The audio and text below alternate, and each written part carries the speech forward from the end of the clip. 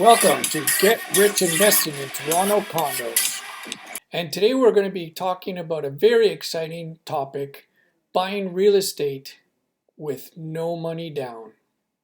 Stay tuned to the very end where I'll be using an actual example illustrating the point with actual numbers. Let's dive in. HELOC is a home equity line of credit. It's a line of credit secured against the home that you actually live in. So you can pull money out if you qualify with the help of your mortgage specialist or bank.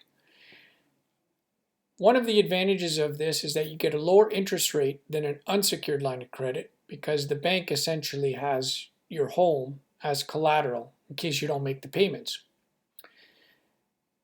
Just like a HELOC can be used for leverage, works the opposite way as well.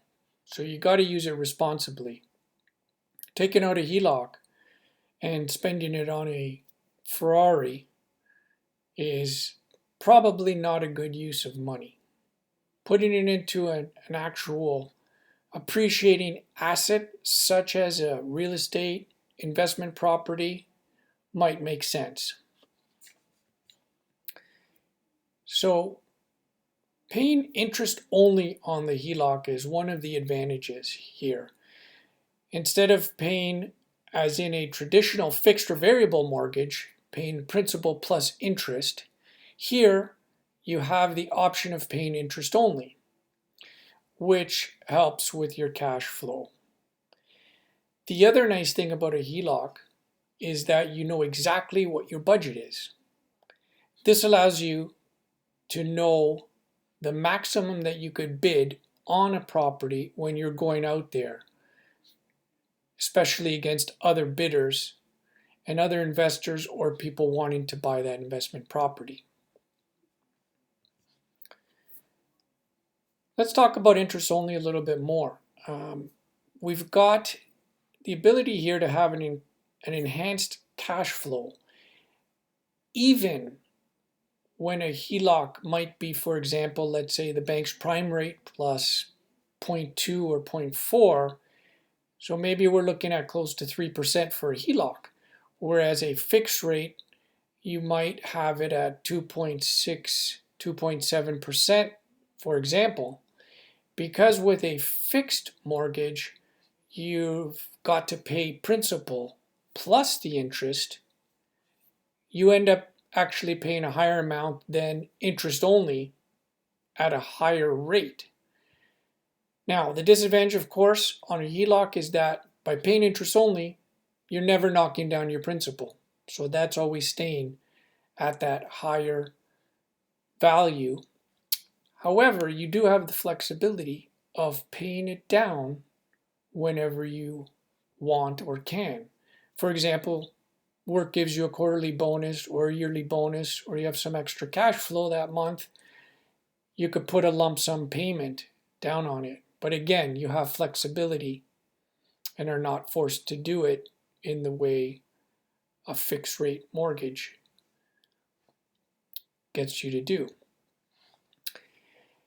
Now, knowing exactly how much you have to spend is a huge advantage. You know your exact budget. So again, you know the maximum that you could bid and know that you can't go over a certain amount, especially when getting into possible bidding wars, as is happening in many cases nowadays with this tight market. Knowing exactly how much you have means that you can make a firmer offer. You can basically put in the deal that your offer is not conditional upon financing, and that gives the seller some great comfort and gives you some wiggle room and some advantages over others that have to have a longer closing because they have to qualify for a mortgage if their offer gets accepted.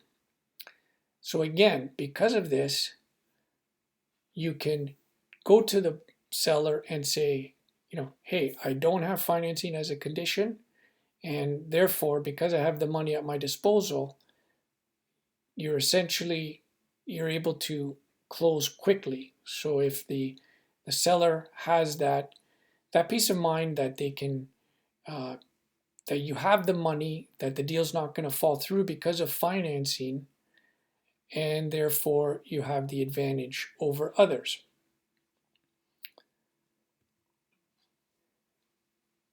Now, normally for a rental property, banks or other lending institutions require a 20% down payment. By having a HELOC, you basically circumvent this rule because you actually have an amount of money secured against your home that is available there for you to withdraw. So you're essentially buying it for cash in that sense, that you don't have to put 20% down because you're not actually getting a traditional mortgage against that investment property. So if you have, as an example, a $1.2 million home and you were able to qualify for a $500,000 HELOC, then you know that you have $500,000 to be able to put towards a rental property. Now, some might be thinking, well, if I don't have a mortgage against the rental property, will I still be able to write off the interest? And the answer is absolutely yes. Your accountant will take care of this for you. You just keep the statements. And since you're using the HELOC, the home equity line of credit, and taking that money, putting it towards an investment property, then the interest that you pay on that can be used as a tax deduction. Now, before we get to the final part, where I actually use some numbers and illustrate the power of using a HELOC, if you do find this type of content insightful to you and have learned something from this, please subscribe now, which will allow me to continue to deliver some of this valuable and insightful information. Put in the comments below that you've subscribed. Also, if you want a referral, warm introduction to one of the professionals that I deal with or have dealt with in the past, you can let me know and I can refer you to a mortgage specialist, realtor, real estate lawyer, and accountant. And of course, I've listed mortgage specialists first because, again, no money, no funny. So please subscribe now and let's get down to the numbers. First, the numbers.